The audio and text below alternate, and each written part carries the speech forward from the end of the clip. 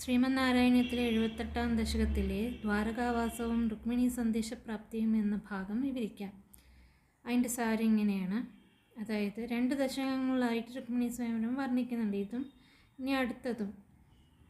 അപ്പോൾ ഇതിൽ പറയുന്നത്, തദനന്തരം പിന്നീട് വിശ്വകർമാവിൻ്റെ കരവിരുത് കളിയാടുന്നതും ദേവകൾ നൽകിയ എല്ലാ ഐശ്വര്യങ്ങൾ ഉൾക്കൊള്ളുന്നതും സമുദ്രമധ്യത്തിൽ സ്ഥിതി ചെയ്യുന്നതുമായ പുതിയ രാജധാനിയെ ദ്വാരകയെ ഭഗവാൻ മനോഹരമായ ഭഗവാന്റെ ശരീരകാന്തി കൊണ്ട് അലങ്കരിച്ചു. അതായത് വിശ്വകർമാവിൻ്റെ കരവിരുത്തിനും ദേവകളുടെ സമ്പന്നതയ്ക്കും ഉപരിയാണ് ഭഗവാന്റെ ആകാരശോഭ, അതായത് ഭഗവാന്റെ ഭംഗി എന്ന് വ്യംഗ്യമായിട്ട് ഇവിടെ പറയുന്നതാണ്. ഒരു ശരീരത്തിൽ ജീവാത്മാവ് അധിവസിക്കുന്നത് പോലെയാണ് ഭഗവാൻ സമ്പന്നമായ ദ്വാരകാപുരിയിൽ കുടിയിരിക്കുന്നത്. ഭഗവാൻ ഇല്ലാത്ത ദ്വാരക ജീവനില്ലാത്ത ശരീരം പോലെ ആകുന്നു. കൃതയുഗത്തിലെ രാജാവായിരുന്നു രേവതൻ. അദ്ദേഹം തൻ്റെ മകൾക്ക് വരനായി ബ്രഹ്മാവ് ആരെയാണ് നിശ്ചയിച്ചിരിക്കുന്നതെന്ന് ചോദിച്ച് അറിയാനായി മകളോടുകൂടി ബ്രഹ്മലോകത്തേക്ക് പോയി. അവിടെ എത്തിച്ചേർന്നപ്പോൾ അതായത് ബ്രഹ്മദേവനോട് അന്വേഷിച്ചപ്പോൾ അദ്ദേഹം അനന്തൻ്റെ അവതാരമായി ജനിക്കുന്ന ബലരാമനാണ് മകളുടെ വരൻ എന്ന് നിർദ്ദേശിക്കുകയും ആ രാജാവ് മടങ്ങിയെത്തി മകളെ ബലരാമന് വിവാഹം കഴിച്ചു കൊടുക്കുകയാണ് ചെയ്തത്. ഇവിടെ കൃതദ്വാപര യുഗങ്ങളുടെ അന്തരം രാജാവിൻ്റെ ബ്രഹ്മലോകയാത്രയ്ക്കും തിരിച്ചുവരവിനുമായി കാണുക. യുഗഭേദമനുസരിച്ച് രേവതിയുടെ, അതായത് രേവതൻ്റെ പുത്രിയുടെ ആകൃതിക്കും വൈജാത്യം ഉണ്ടല്ലോ, അതായത് വളരെയധികം വ്യത്യാസമുണ്ടല്ലോ. കൃതയുഗത്തിലെ മനുഷ്യർ വലിയവരായിരുന്നു ആകാരത്തിൽ.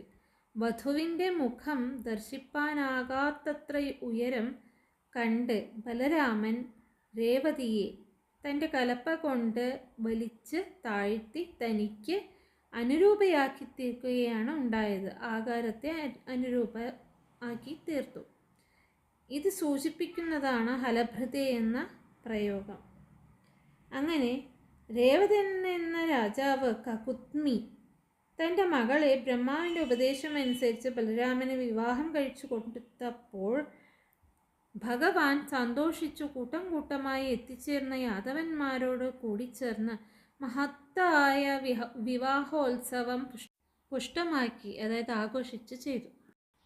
ഹേ ഗുരുവായൂരപ്പ, പിന്നീട് വിദർഭരാജപുത്രിയും അങ്ങയിൽ ഭഗവാനിൽ തികച്ചും പ്രേമവതിയുമായ രുക്മിണിയെ ജ്യേഷ്ഠനായ രുക്മി ചേതി രാജാവായ ശിശുപാലന് തൻ്റെ അജ്ഞത മൂലം ദുഷ്ടനായ അവനോട് കൂട്ടുകൂടിക്കൊണ്ട് കൊടുപ്പാൻ, രുക്മിണിയെ ശിശുപാലന് കൊടുപ്പാൻ തന്നെ താൻ നിശ്ചയിച്ചു. അതായത് വിദർഭരാജപുത്രിയാണ് രുക്മിണി, ഭീഷ്മകൻ്റെ പുത്രിയാണ് രുക്മിണി. അനുജത്തിയുടെ രുക്മിണിയുടെ മനസ്സ് കൃഷ്ണനിൽ ഊന്നി ഇരിക്കുകയാണ് എന്നറിഞ്ഞും ആരോടും ആലോചിക്കാതെ ശിശുപാലനോടുള്ള കൂട്ടുകൊണ്ട് അവന് വിവാഹം ചെയ്തു കൊടുക്കാൻ, അതായത് രുക്മിണിയെ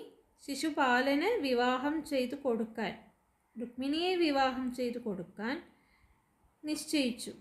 ദുർജന സഹവാസം കൊണ്ടുണ്ടാവുന്ന ദോഷഫലങ്ങളെ ഇത് കാണിക്കുന്നു.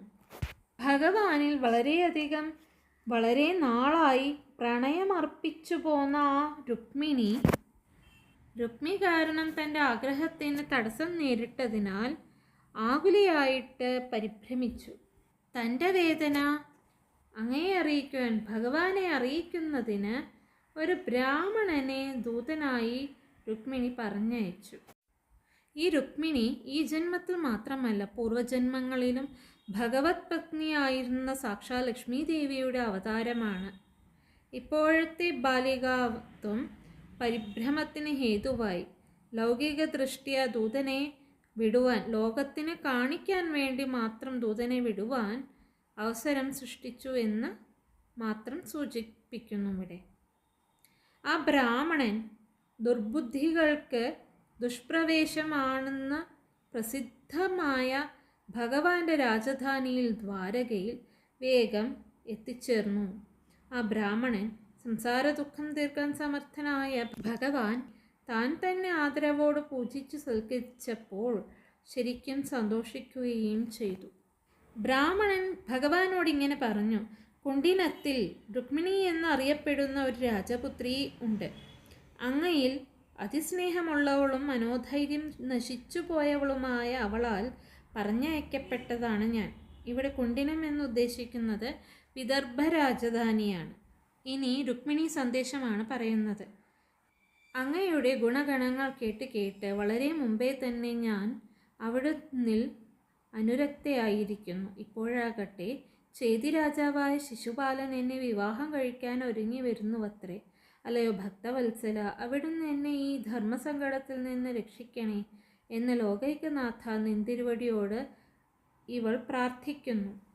നിന്തിരുവടി അന്യാശ്രയമില്ലാത്ത എന്നെ ഉപേക്ഷിക്കുന്നുവെങ്കിൽ ഞാൻ ഉടനെ ജീവൻ കളയുക തന്നെ ചെയ്യും എന്നിങ്ങനെയുള്ള രുക്മിണിയുടെ വാക്കുകൾ അറിയിച്ച ആ സ്നേഹിത ബ്രാഹ്മണൻ അവിടുത്തെ മനസ്സ് അനുകമ്പാർദ്രിതമാക്കി തീർത്തു. എന്നിട്ട് ഭഗവാൻ അവനോട്, അതായത് ബ്രാഹ്മണനോട് അരുളി ചെയ്തു: അല്ലയോ സ്നേഹിത, എനിക്ക് അവളേക്കാൾ അധികം കാമതാപമുണ്ട്. അതിനാൽ ഞാൻ അവിടെ വന്ന് രാജാക്കന്മാർ നോക്കി നിൽക്കെ തന്നെ സുന്ദരിയും പ്രിയതമയുമായ അവളെ കൊണ്ടുപോരുന്നുണ്ട്.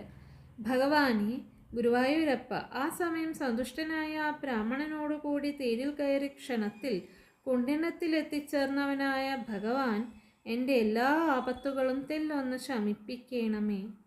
ഭാഗവതത്തിലെ ദശമസ്കന്ധത്തിലെ 52-ാം അധ്യായത്തിൽ 21-ാം ശ്ലോകം മുതൽ 53-ാം അധ്യായത്തിൽ 6-ാം ശ്ലോകം വരെയുള്ളതിൻ്റെ സംഗ്രഹമാണ് ഈ ദശകത്തിൽ കൊടുത്തിരിക്കുന്നത്.